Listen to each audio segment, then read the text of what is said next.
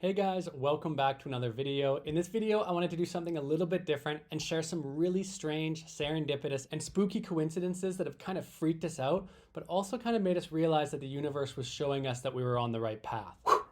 Bah! These have all happened while we've been traveling in the last 15 years, and they still kind of give me chills to this day. That's spooky.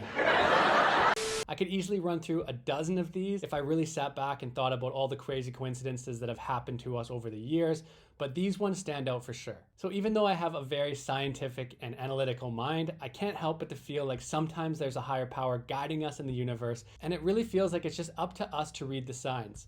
If we miss them, we miss that path in life, but if we catch them, they often lead us to something amazing.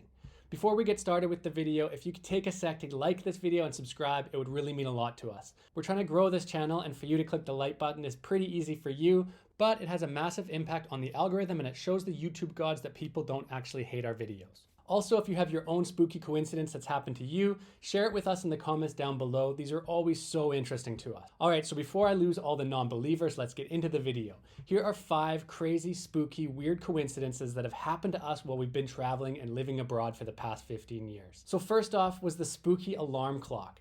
This one still gives me chills to this day, and when we tell our friends about it, we often get the feeling that they don't actually believe us, but I assure you this one is totally true. So we were traveling around Malaysia at the time, backpacking around, and up until that point, we'd been using our little Nokia phone as our alarm clock. We almost never took flights on this first trip because we preferred to travel by land, but on this particular day, we had a flight out of KL the next morning early. But on the same day, our Nokia phone stopped working entirely, so we needed an alarm clock. The morning before the flight, when we realized that the Nokia wasn't working, we set a goal for ourselves to go out and find an alarm clock before the end of the day so we'd be able to wake up in time to catch our flight. So as the day went on, we were having a lot of fun and we completely forgot about the alarm clock.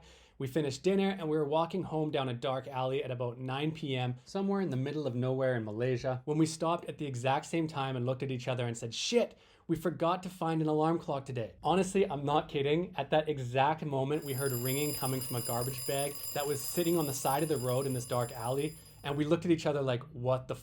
I still get chills telling this story, honestly, but we walked over to that garbage bag, we peeled it open, and inside there was a red alarm clock ringing. I know that's weird, but it gets even weirder. Because we had no other choice to get woken up, we took that trash clock back home to our hotel and we set it next to our bed and set the alarm so it would wake us up the next morning. The alarm went off right on time, woke us up, we got ready and we were about to leave the house when I grabbed the alarm clock off the end table and it had already stopped working. Literally just like 20 minutes after it did its job of waking us up, it shut off, never to work again. For me, this was like the most blatant case of the universe telling us either we were in the right place at the right time or that we absolutely needed to get on that flight in order to keep following our path.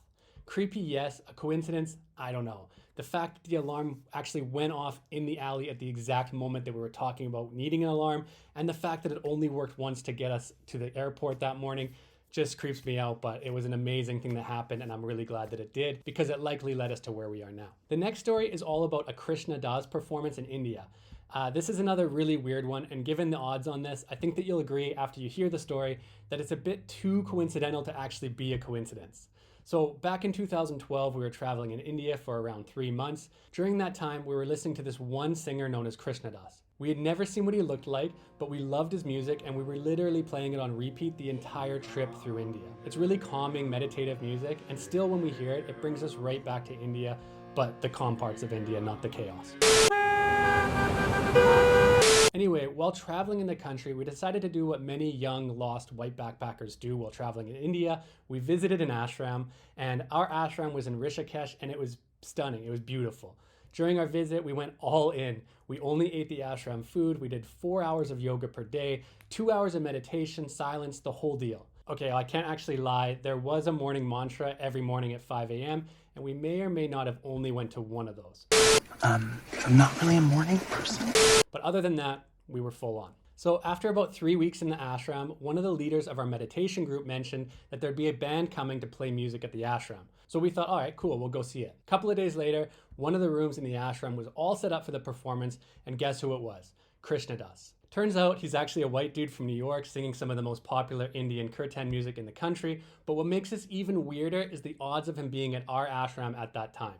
I've researched this, and in India, apparently there are around 23,000 musicians with record deals. We only listened to one of them for the entire trip on repeat while we were in India. Not only that, but there's also nearly 13,000 ashrams in the country. He happened to be at the one we were staying at.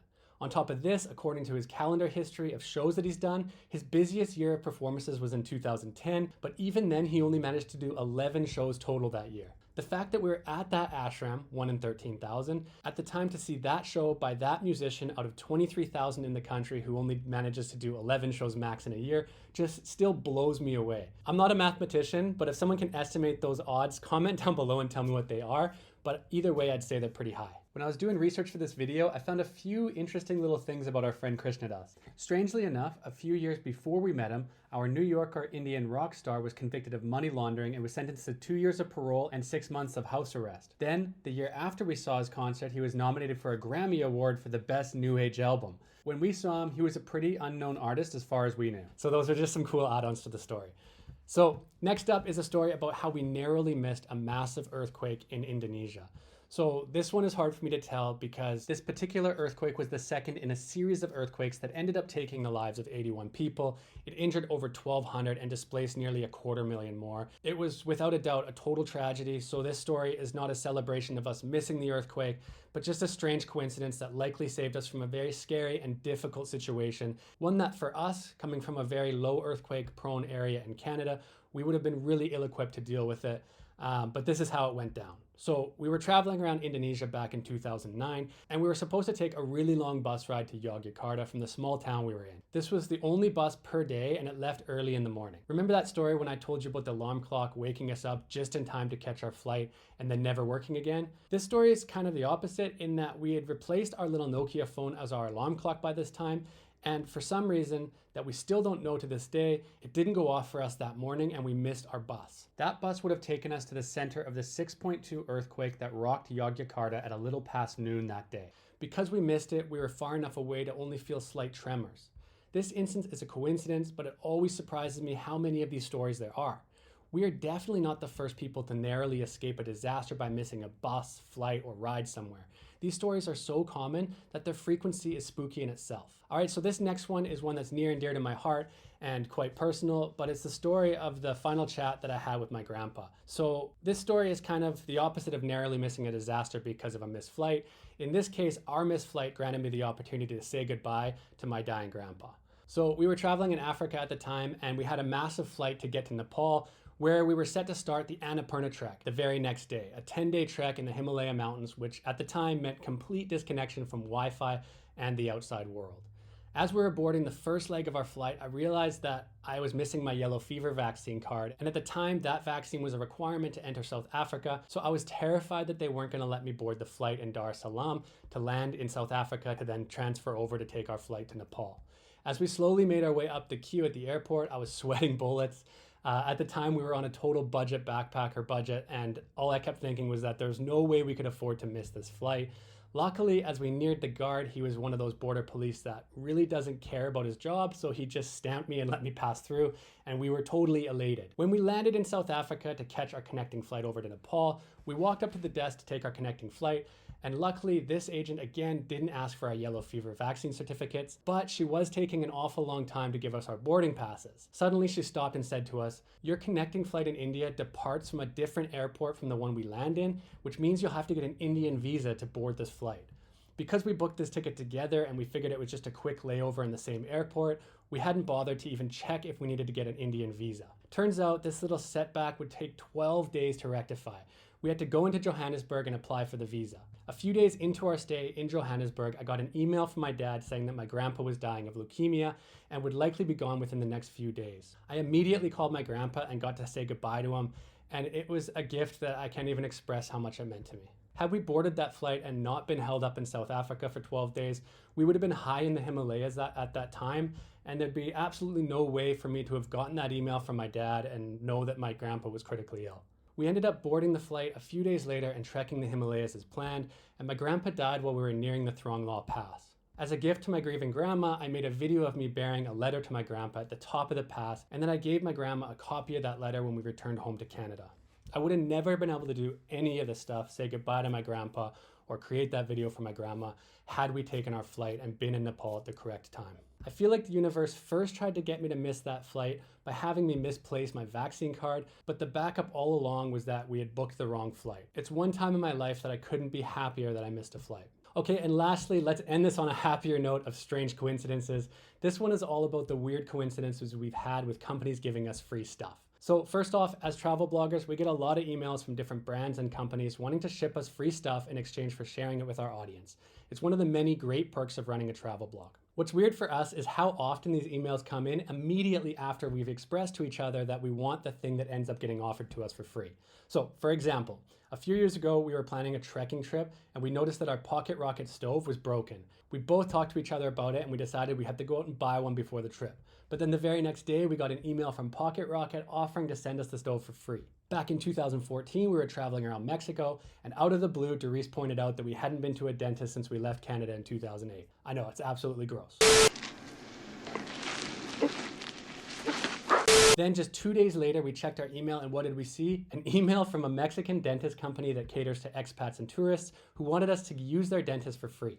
The experience was great, and what made this one really weird is that we never get random offers like a dentist visit that comes to a travel blog. It doesn't really make sense, but this one came at the perfect time. Another time we were planning on traveling in a camper van for a few weeks and I was researching off-grid solar batteries, and the next day one of the companies I was researching reached out and offered us batteries for free. And another one that happened, a pretty big one, we had plans to go to our friend's wedding back in Canada, but Doris and I were broke and only had backpacking clothes, and I mean like really old backpacking clothes. We were about 2 years overdue for a massive shop, and we were living in Grenada at the time where there aren't that many big malls or good places to go buy clothes, let alone suits and dresses for a wedding. But then the Chicago Tourism Board contacted us and offered us a trip to Chicago for the weekend. We hopped on the opportunity and joined some other cool bloggers and YouTubers on the trip. During the trip, there was a surprise visit to Macy's clothing store, and Macy's had given all of us bloggers $1,500 each to spend on clothes in their store.